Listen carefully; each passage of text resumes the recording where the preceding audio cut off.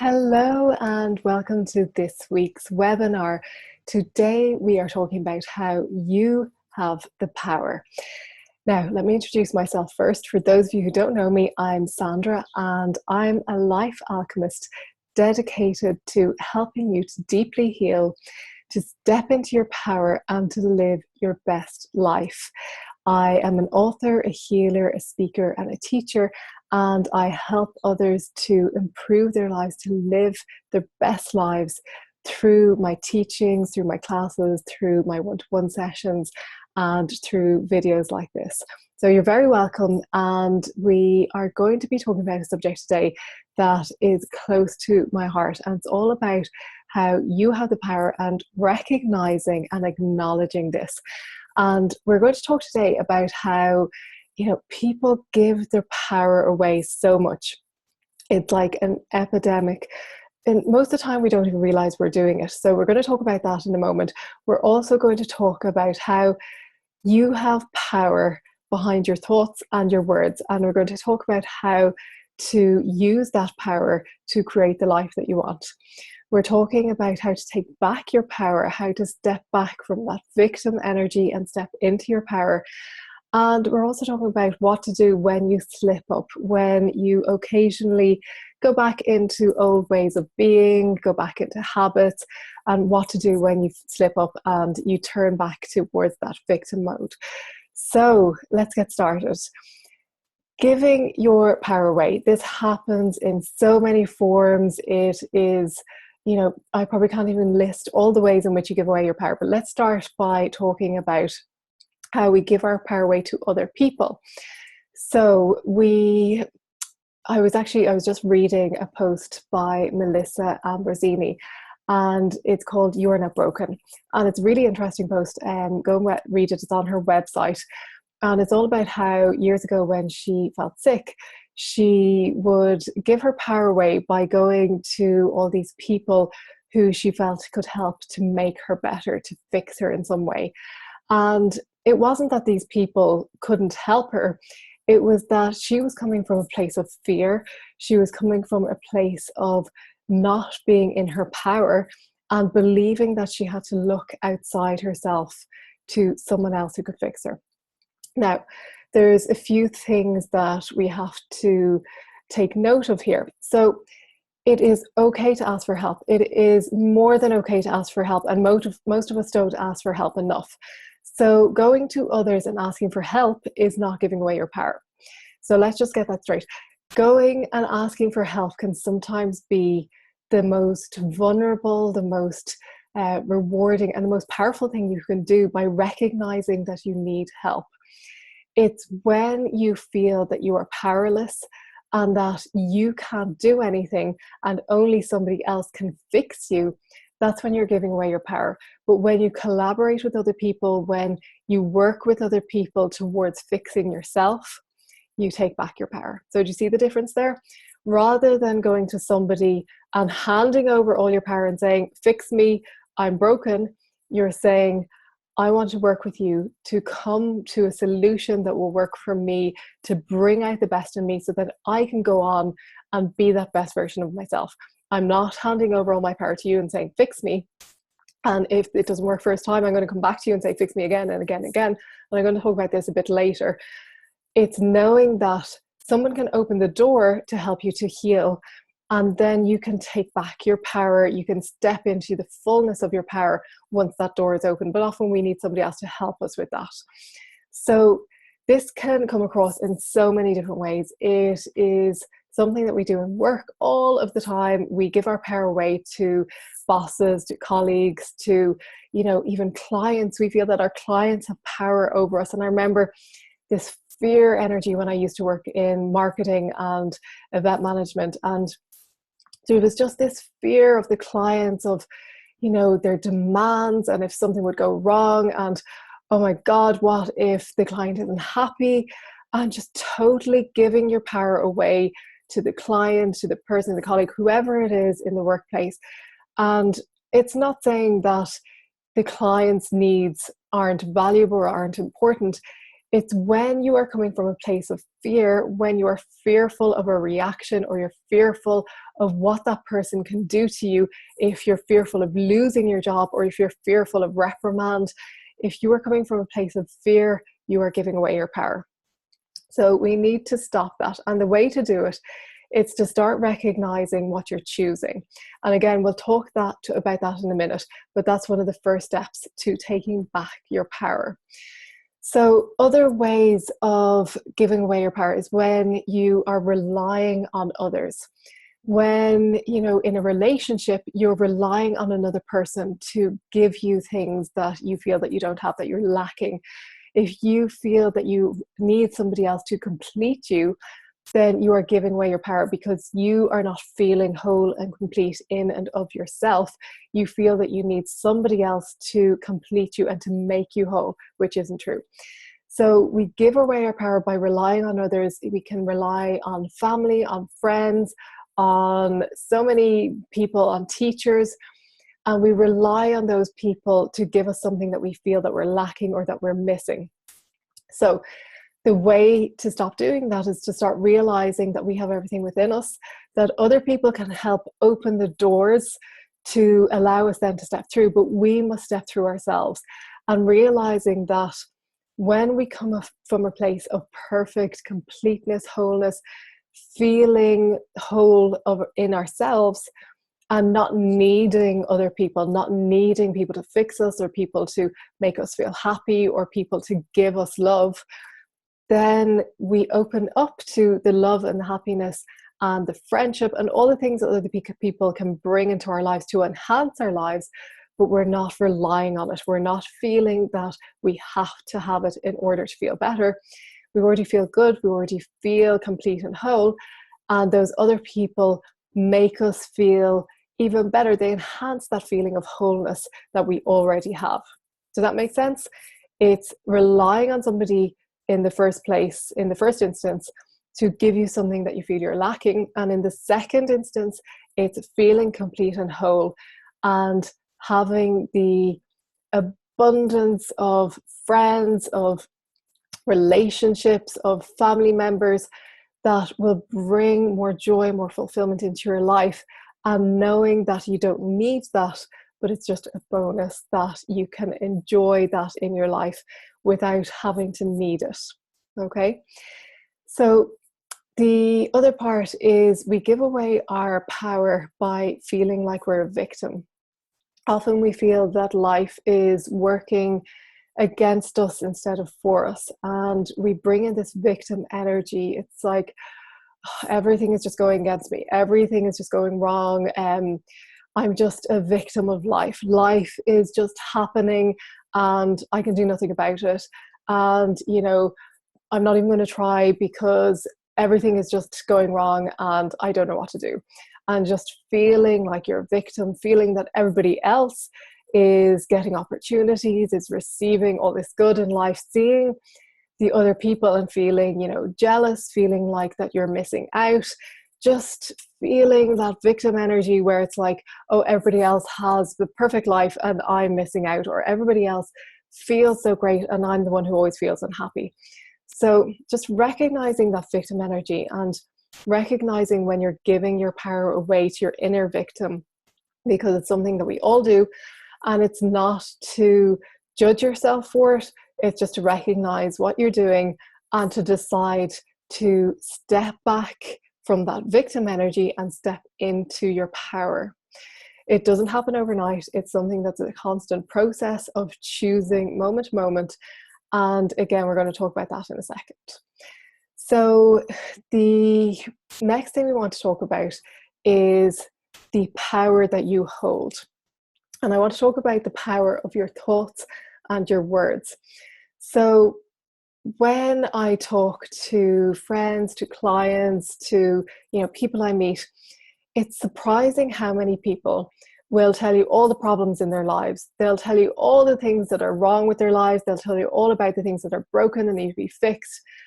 And it's very rare that you'll meet people who tell you about all the good stuff. Now, you may get a combination of those things. You may get people telling you, oh, this is happening, which is so bad, but this is happening, which is good.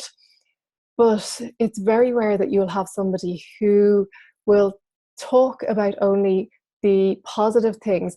And this is not a form of denial. It's not saying that nothing wrong is happening in their life. But the people who talk and think about the positive have a knowledge of the power behind their thoughts and their words. So let me talk about that a little bit. Whatever you think about, whatever your overriding thoughts are, you'll find that runs into your conversation, what you're talking about. It runs into your mood, how you're feeling. It's like your overriding perception of life, of who you are and how life is. If your overriding perception of life is fixated on the problems in your life, what you focus on expands, so you are going to get more of the same. If you are fixated on the solutions, on the benefits, on all the positive things that are happening, what you focus on expands. You're going to get more of the same. You're going to get more positive things in your life. You're going to get more things to be grateful for when you're feeling gratitude, and you're going to attract more of that into your life. If you have a knowledge of the laws of the universe, even a basic knowledge of what you focus on increases, what you resist in life persists. When you think about it, when we're focusing on problems, when we're giving out about problems, we are resisting those problems, so it's going to persist, and we're focusing on them, so they're going to increase. So use your thoughts, use your words, use these to your advantage. Use them to access your power. Start focusing on what's going well in your life, even if it's only that you woke up and you felt normal today. You didn't feel sick, you didn't have any aches or pains, you didn't feel that you had something to complain about in the morning, and give thanks for that. Then go to the next thing, getting dressed. What do you have to focus on that's positive? Do you have clothes in your wardrobe? Do you have clean, fresh clothes to wear? Do you have shoes without holes in them? Every little thing, just grab a hold of it and start focusing on those little things. And when you start to focus on the little things, what happens is when you train your mind to start looking for the good, your mind is going to start looking for the good in everything that you do. So it's like a snowball effect. You will start to find that you begin looking for the good in all the circumstances, all the events, all the things that you do, and that will start to increase. And you'll start to notice that your life starts to change really quickly. But we are creatures of habit, and you'll find that when you start this, you may do it for 10 minutes in the morning when you wake up and then forget about it for the rest of the day. Or you may do it for an hour in the morning, or you might find that you'll have one full day of doing this and then the next morning you wake up and forget about it again. So what you need to do is to set reminders. And I'm going to talk about how to do this in a minute. But if you are serious about bringing this into your life, about helping yourself to take hold of your power, to take back your power, and to start directing your life towards what you want in it, and not just being a victim of life and feeling that you're being tossed around in the waves and just lost at sea and not able to do anything. If you're serious about taking back your power, then you need to start taking action towards doing that, towards taking back your power. And I'm going to talk you through what you can do in a moment. So the other thing that, we need to do is stop blaming other people. Stop blaming the government. Stop blaming the economy. Stop blaming your friends, your boss. Stop blaming your neighbors for your life or for whatever problems you're experiencing. Stop looking to others to express blame, to say, oh, well, if they didn't do that, then I wouldn't be here. Or if this didn't happen, stop blaming circumstances. If something didn't happen, then, I wouldn't be in this circumstance. If I didn't lose my job, then I wouldn't be broke. Start realizing that life is happening for you. There's no such thing as blame, because when you realize that life is happening for you, you begin to realize that everything that happens in your life is happening for you for a reason, for your benefit. Okay, so if you lose your job, it is happening for your benefit. And there's no blame when you know that it's happening for your benefit. It is happening because you probably didn't like your job. You probably complained about it constantly, and you were probably looking for ways to get out of it, but you just didn't have the courage to get out of it.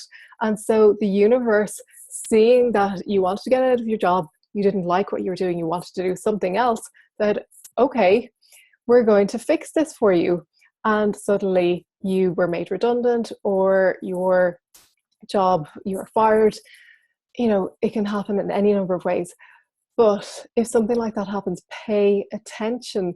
It is happening for you because that's what you've been asking. It is happening for you because there's something better coming for you.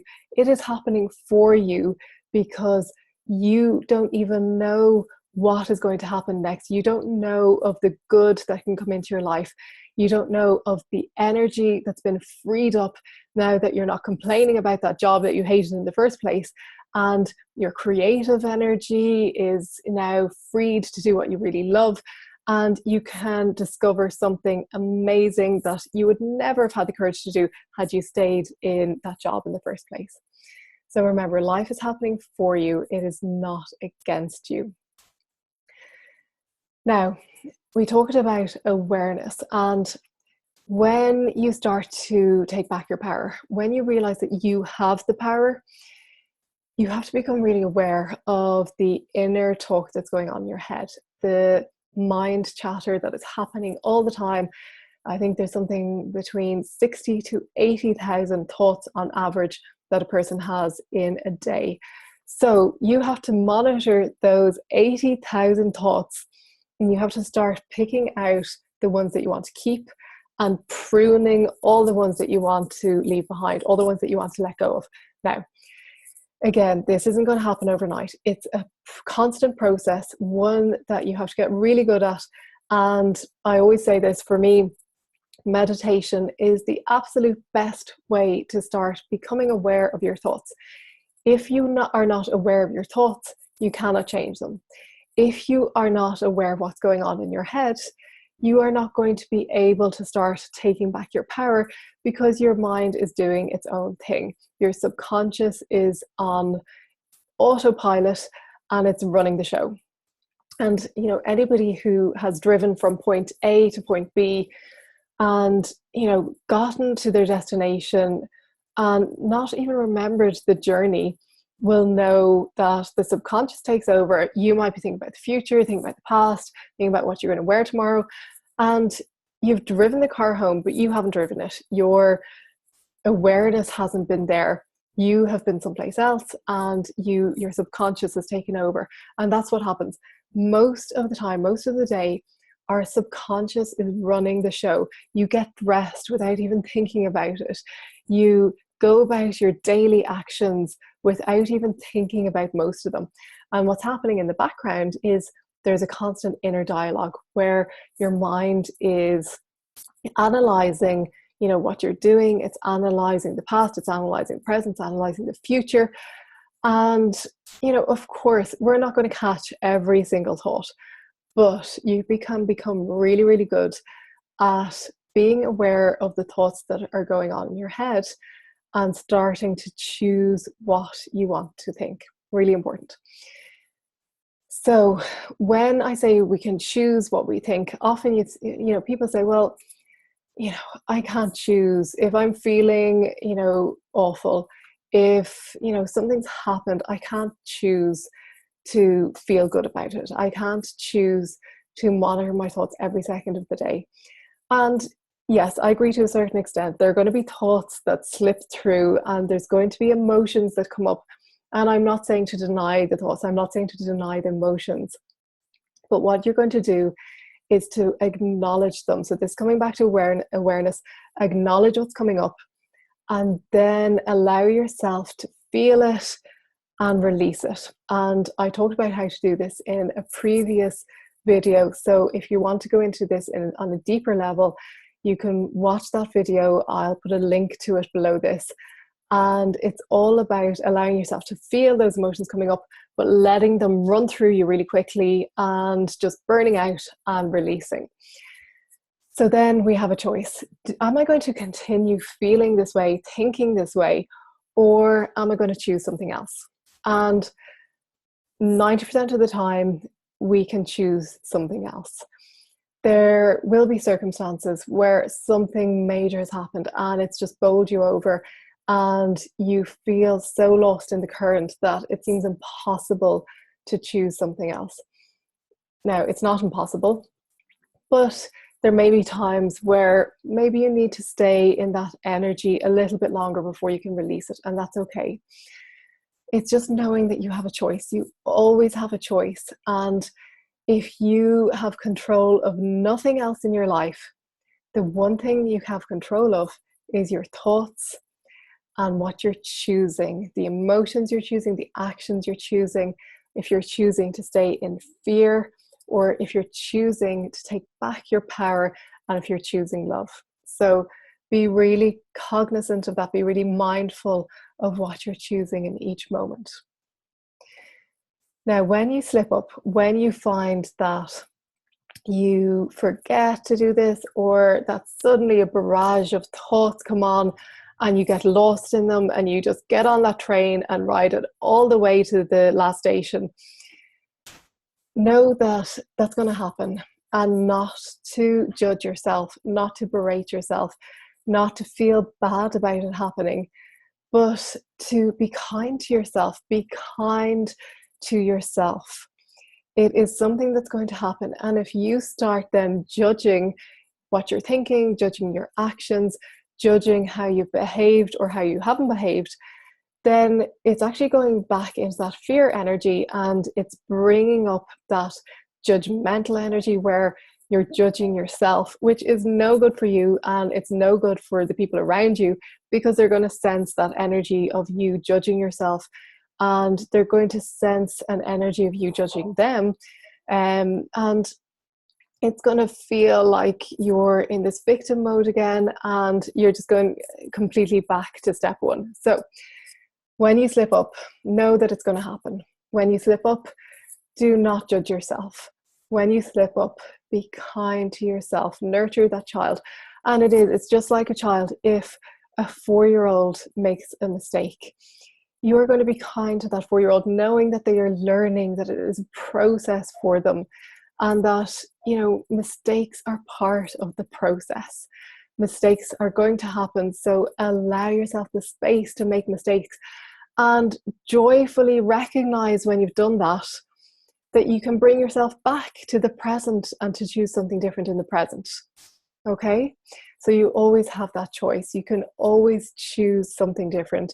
You can always recognize what's happening, what's going on for you. And if you need to get help, if you feel that you're just feeling a bit stuck, if you feel that, okay, I hear what you're saying, I know that this is what I should be doing, but I just can't seem to get into it. I was talking about reminders earlier on. If you need to, and I do this all the time, and I'm working in this space for years and years and years, and I still need to set reminders. So if I need to do it, then chances are you need to do it.